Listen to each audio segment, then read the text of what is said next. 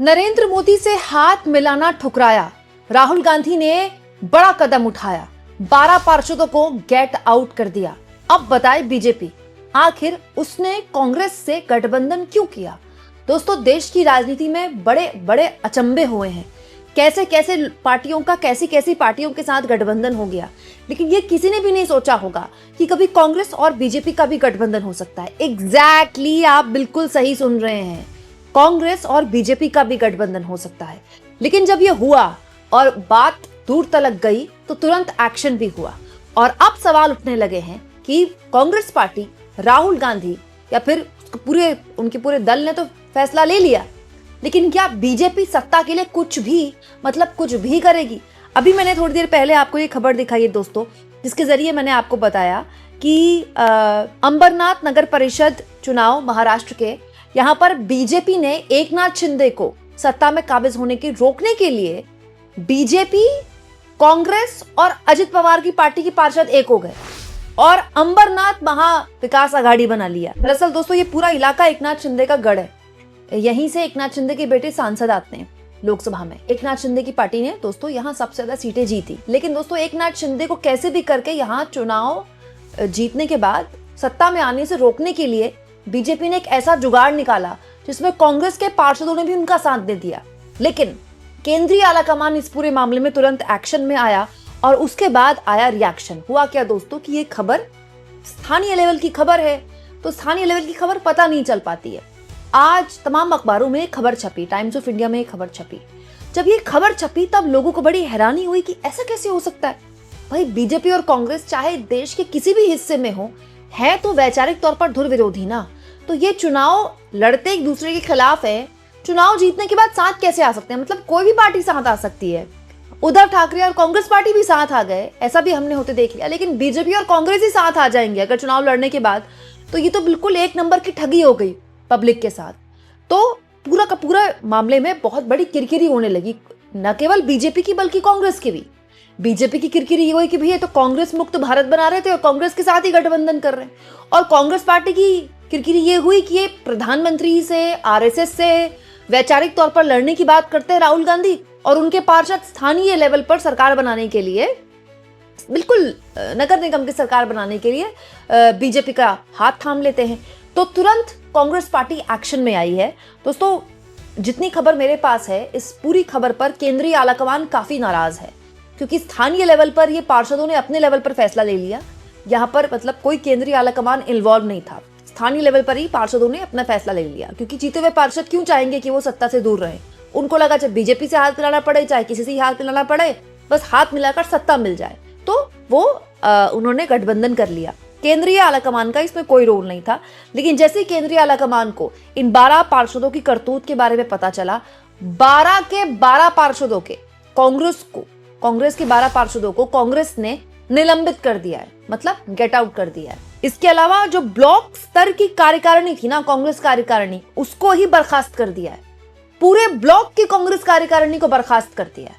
मतलब उस पूरे ब्लॉक में जो कांग्रेस का पूरा एक संगठन था, उसको बिल्कुल खत्म कर दिया, बर्खास्त कर दिया। पूरा संगठन ही नए तरीके से कांग्रेस पार्टी वहां बनाएगी।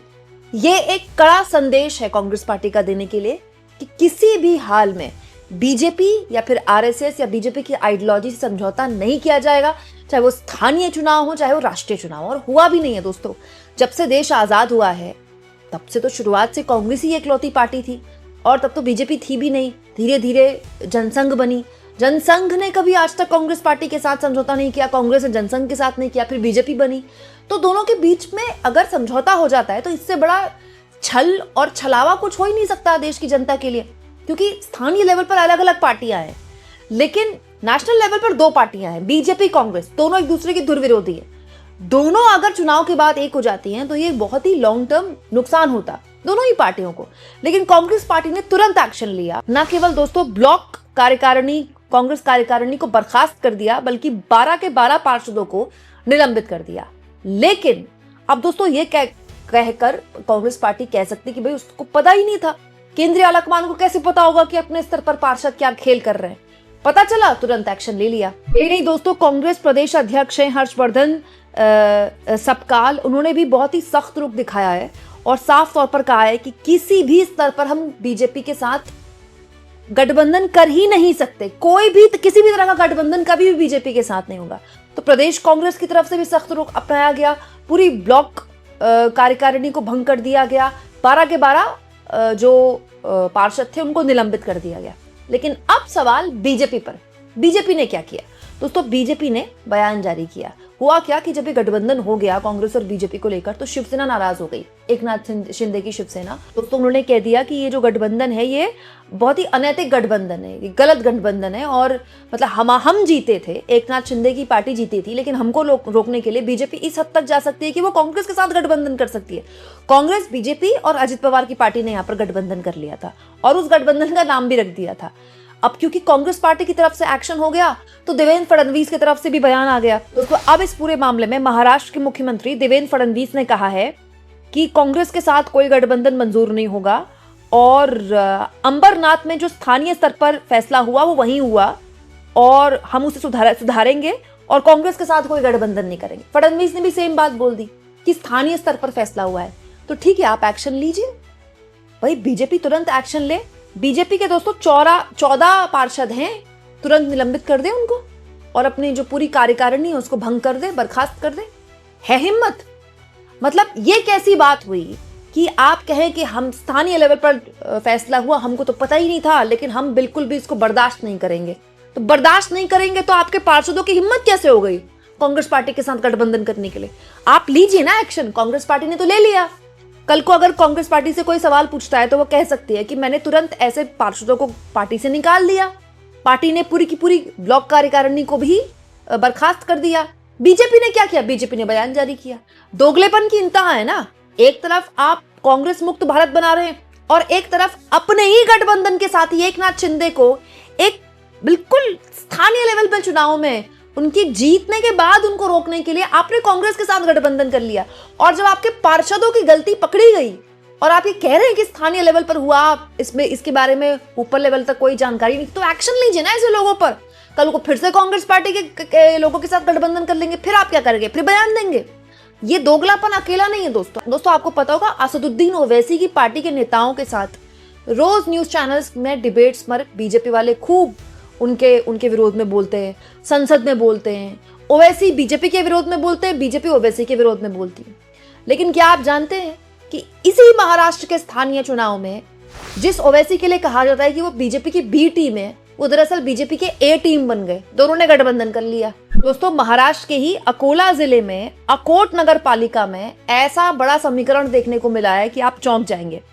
बीजेपी करती है हिंदुत्व की राजनीति और ओवैसी की पार्टी आप जानते हैं सीधे मुस्लिम कार्ड खेलते हैं। जो बीजेपी हिंदुओं के साथ करती है वो ओवैसी मुस्लिमों के साथ करती है, गोलबंदी। दोस्तों हुआ क्या, बीजेपी ने यहाँ पर अपना मेयर पद तो जीत लिया, लेकिन 35 सदस्यों के सदन में उसके पास स्पष्ट बहुमत नहीं था। ठीक है, तो बहुमत का आंकड़ा जुटाने के लिए बीजेपी ने एमआईएम के 5 पार्षद सहित 2 शिवसेना के, 2 राष्ट्रवादी कांग्रेस के और 2 और पार्षदों को मिलाकर यहाँ पर अपनी सरकार बना ली स्थानीय लेवल पर। 5 एमआईएम के पार्षदों को साथ लेकर यहां पर निकाय चुनाव में बीजेपी ने अपना बहुमत हासिल किया है और बकायदा इस गठबंधन को अकोला जिला मजिस्ट्रेट के पास रजिस्टर कराया गया है। तो अब किस मुंह से ओवैसी को प्राइम टाइम में डिबेट में बैठकर बीजेपी वाले पानी पी पी कर उनको कोसेंगे? आप मुझे एक बात बताइए भाई, आप ओवैसी की खिलाफ की राजनीति करते हैं ना, कि ओवैसी मुस्लिमों को गोलबंदी करते हैं, मुस्लिमों की पॉलिटिक्स करते हैं, तो अब तो माना जाएगा कि ओवैसी आपकी बी टीम नहीं, आपकी ए टीम है, आप उनके साथ सरकार चला रहे हैं स्थानीय लेवल पर। मतलब आप सोचिए, स्थानीय लेवल पर भी चुनाव में समझौता करने को तैयार नहीं है बीजेपी किसी भी हाल में उसको साम दाम दंड भेद करने के बाद भी सत्ता चाहिए किसी भी तरह से। मतलब ओवैसी के साथ भी आपको गठबंधन चलेगा, आपको कांग्रेस के साथ भी गठबंधन चलेगा, बस आपको सत्ता चाहिए, कैसे भी करके आपको सत्ता चाहिए। और आपके जो विरोधी वो बदलते रहते हैं, कहीं आपका कांग्रेस विरोधी हो जाता है, कांग्रेस को रोकने के लिए आप ओवैसी के साथ गठबंधन कर लेते हैं, ठीक है। कहीं आपका अपना सहयोगी एकनाथ शिंदे विरोधी हो जाता है, एकनाथ शिंदे को रोकने के लिए आप कांग्रेस के साथ गठबंधन कर लेते हैं। मतलब इस मामले में तो दोस्तों ओवैसी और बीजेपी दोनों एक्सपोज हो गए। ओवैसी किस मुंह से अब बीजेपी वालों का विरोध करेंगे, हिंदुत्व की राजनीति का विरोध करेंगे? उनके खुद के 5 पार्षद बीजेपी के साथ स्थानीय लेवल पर सरकार चला रहे हैं और बीजेपी के दोगलेपन की तो खैर इंतहा है। तो अब इस मामले में भी फडणवीस का बयान ही देंगे। मतलब आप सोचिए दोस्तों, स्थानीय लेवल पर कैसा कैसा खेल होता है और राष्ट्रीय मुद्दों पर कैसे जनता को बेवकूफ बनाया जाता है। हालांकि मैं मानती हूँ दोस्तों कि कांग्रेस पार्टी की भी गलती है। दोस्तों, कांग्रेस पार्टी के 12 पार्षदों की हिम्मत कैसे हो गई कि उन्होंने बीजेपी के साथ गठबंधन करने की सोच ली। लेकिन आपको पता ही है, स्थानीय लेवल पर हर आदमी चाहता है भाई पार्षद जीते हैं तो अब सत्ता मिल जाए। लेकिन अगर देर सवेर ही सही, कुछ घंटों की देरी के साथ सही, कांग्रेस पार्टी एक्शन ले सकते हैं तो बीजेपी वाले एक्शन क्यों नहीं ले रहे? खाली बयान देने से काम चल जाएगा। और अगर बीजेपी एक्शन नहीं लेती तो इसका मतलब कि बीजेपी की रजामंदी है, बीजेपी ओके है कांग्रेस के साथ गठबंधन करने में, बीजेपी को कांग्रेस के साथ गठबंधन भी ओके है, ओवैसी के साथ गठबंधन भी ओके है। तो मतलब ये सारा खेल सत्ता के लिए हो रहा है। कोई विचारधारा नाम की कोई चीज नहीं है। किसी भी चीज के साथ बीजेपी समझौता कर सकती है। एक्चुअली में ये फैसला सुनने में ये भी आ रहा है दोस्तों कि तुरंत राष्ट्रीय नेतृत्व इसमें इसलिए भी जागा कांग्रेस का, क्योंकि ये तो पूरा कांग्रेस का नैरेटिव ही खत्म कर देता। भाई राहुल गांधी ये कहते हैं कि चाहे कोई कुछ भी, किसी को भी जाना है बीजेपी के साथ मिल जाए, कांग्रेस छोड़कर चला जाए, लेकिन वो आरएसएस और बीजेपी की आइडियोलॉजी के साथ समझौता नहीं करेंगे। वो अकेले लड़ते रहेंगे चाहे कुछ भी हो जाए। तो फिर वो पूरी आइडियोलॉजी की लड़ाई ही संकट में पड़ जाती।